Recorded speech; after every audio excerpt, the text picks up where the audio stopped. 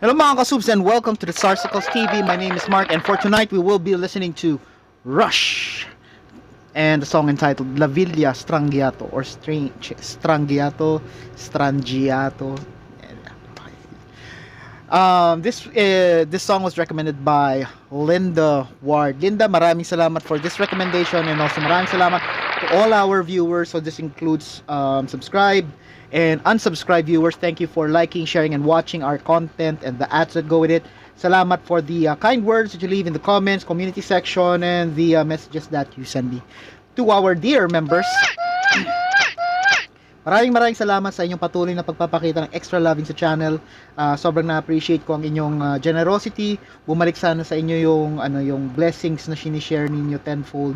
And wag rin sana kayo magsawa and sana dumami pa kayo. For those who are curious what is the membership program, there are two options. One is when you open this video, there would have been some sort of thingy blocking the screen partially, asking you to join and stuff. When you click join, it doesn't really automatically subscribe you. Instead, it's gonna give more information about it before confirming. The other option is when you go to the description of this video, there's this link that will point you to that same page with those information. So I hope you consider becoming members yourselves in the near future. Finally, there's this YouTube channel, name is Posh and Warm. It gives us a glimpse on the lives of our fur babies, Posh and Helio. They are adorable dachshunds. So for those of you who are also fur parents, this channel is for you. So please check it out. And without any further delays, let's give the song a go. I like it, I love it, I want some more. In 3, 2, 1.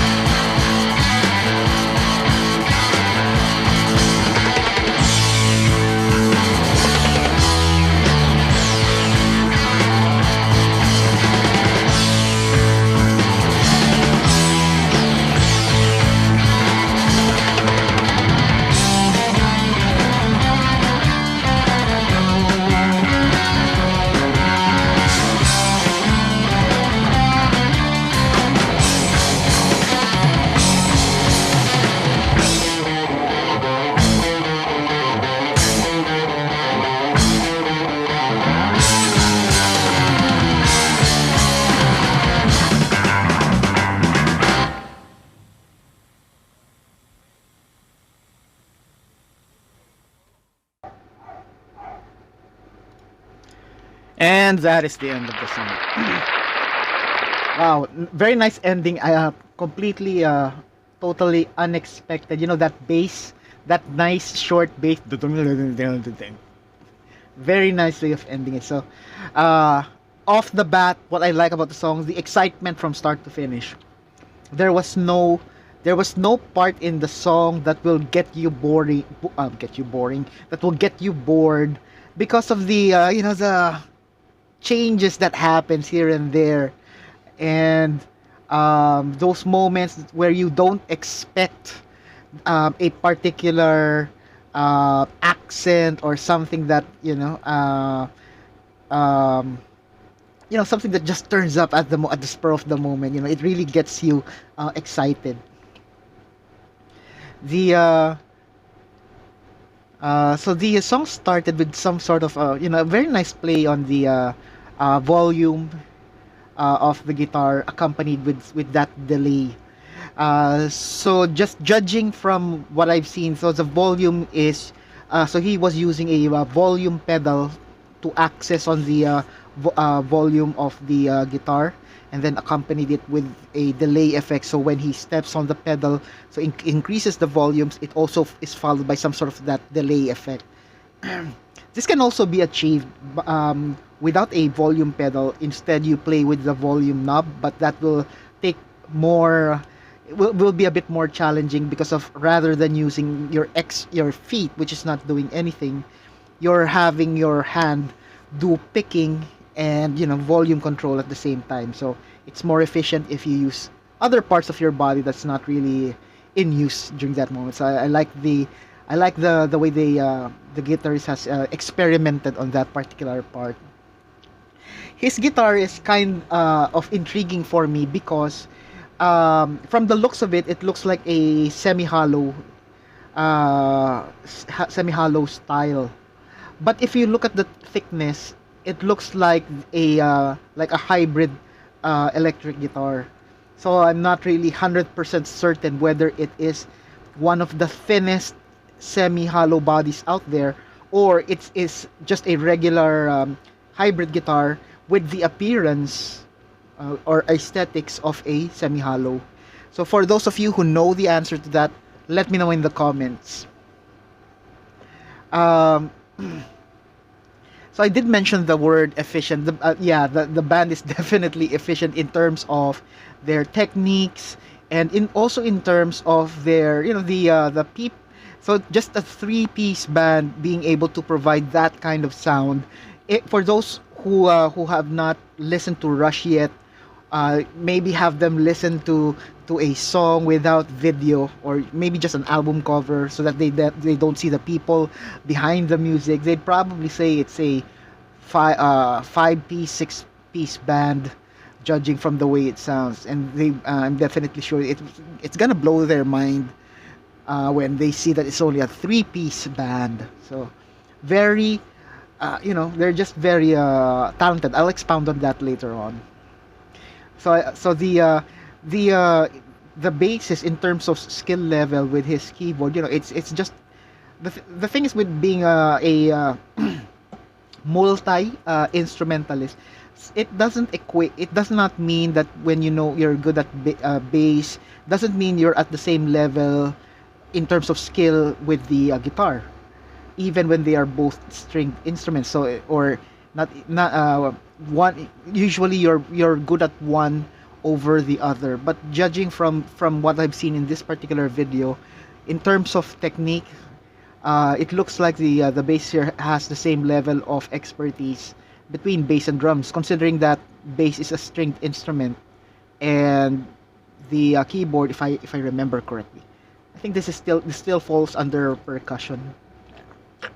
I may be wrong, but maybe I don't know what their strategy, or how they are able to transpose those skills, but maybe it's more of I'm just guessing that they try to visualize the sound or the tone or the way they play from the bass, and then transpose it, or visualize it on the keyboard. Like, for example, like, how would a hammer technique sound here, and they try to practice it there. again, it's just a guess. Maybe they were, or they attended a formal training, or maybe they did it that way, that they try to transpose their skills by visualizing it from one instrument to the other. So again, let me know in the comments. Very cool information. The song was in the key of B, if I got it correctly. So uh, his hand position in the guitar is like the G, like he's using a G, but his bass was on the third, fifth, I think seventh fret, which is B, and he did like something like this. So yeah, just an observation. In terms of the video, so I like the way I like the what I like about the how the video was presented. You know, it's kind of like space age like, and it has those vignette. Is it the vignette? I don't know, but you know, it has that shape, and then there's a kind of blur on the sides, and it just gives that space age vibe, which is kind of true, because in my opinion, their music was not of that particular time. It was like ahead, maybe a decade, or maybe even 2 decades ahead. Or it may be just me, because I just recently learned about progressive being established as early as the 70s. The first time I listened to progressive, I think high school. So I thought that it back then that it was a new genre. And when I started with music, one of the my main influences that really got me into metal, it would have been rock and roll, and that was in, I guess, late 80s when I learned about rock and roll. So for me to learn that progressive dates back as early, or maybe a little young by a couple of years, to that to the rock and roll genre, you know, it's really amazing and surprising in a pleasant way. Very nice bass. I think I mentioned this already. It looks like this is the same Rickenbacker bass that I have seen in one of their videos, where it was like inside a cabin or a house, where they performed with the drums having a lot of, I think, a huge drum kit, or a lot of those components. The drums, very technical, very technical and strategic in terms of playing. I like the beat he did in 3 minutes 30. It's kind of like some sort of 16 beat thingy. I like the way he plays with the clapper, when he does the those extra sounds that he comes up with that clapper. Really amazing, very disciplined. It really shows technique and mastery of that particular component of the drums alone. Another beat I like, 5 minutes 17 into the song. So it's not just the beat, it's more on the control that he has, because this part, 5 minutes 17, is pretty much the lead part of the song. And during lead parts, usually the bass and the drums do like a support role, a rhythm, just a rhythm repetitive part. But here the drums did a lot of interesting things with the playing with the I think with the ride with those weird strikes again, with the ting ting ting ting ting. And even when he does those interesting stuff with the drums during the lead part, he does not really overdo it to a point that the attention shifts to the drummer rather than having focus with the guitar, because it's a lead part. So in short, he's still at a level, at the capacity of like a backing arrange a backing position in the song, but it's still the way he plays his instrument. It's not boring, it's not monotonous and repetitive. So it still adds to the excitement of the song without getting the limelight from the lead part. So I mentioned lead part, so we go to 4 minutes into the song, and then there was that slow part where the guitarist decided to play again with the, this time there was those swells and feedback, you know, that and then suddenly gradually turns into feedback. I love that. I love that thing. You know, it's just that part of the song where you do some exploration. I probably, when this is, if this were done live, I would expect it to be longer, because it's gonna show more opportunity to explore those kinds of sound. And here, I think the guitars chose to go with the cleaner aspect of the playing, because I also see this portion being played with a heavier delay, just like in the intro, but a little bit more heaviness and more a bit faster in terms of the delay rate.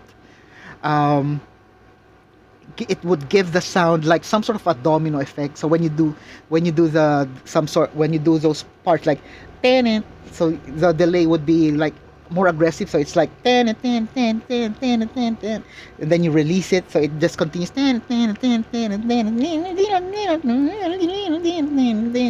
something like that. So it gives it allows that room for more expression and exploration. 7 minutes 14 into the song, so I'm not sure if I mentioned this word already. So this part, the guitarist gets more aggressive with the guitar playing.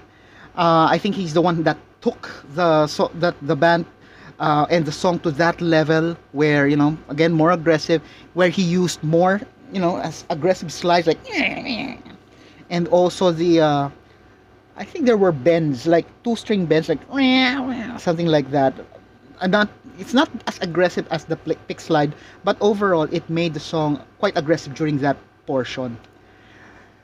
And then finally, 8 minutes 34 into the song, where he did some sort of muted, and then I think it's 2-string or just 2 notes of playing, like dong ding dong ding dong ding ding ding, something like that.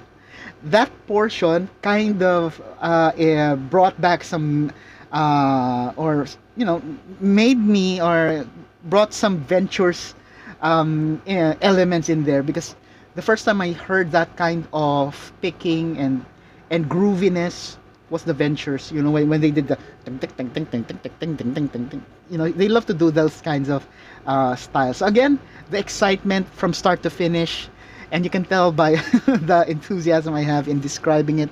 It's a 10-minute song, and there's a lot of things to touch here, but these are the stuff that I was able to capture and write in my notes. And I hope if there's a lot that I wasn't able to cover, so I would love to, for the others, those of you who follow and admire this band and love this song, put your stuff in the comments as well. So let's have a nice exchange of thoughts with this particular song. For now, that is my reaction. Let me know what you think by leaving it in the comments.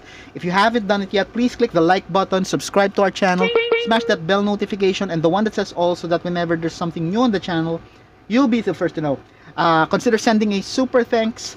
Tell your family and friends about the Sarsicles TV, and most importantly, stay safe, everyone. I'll see you on the next video.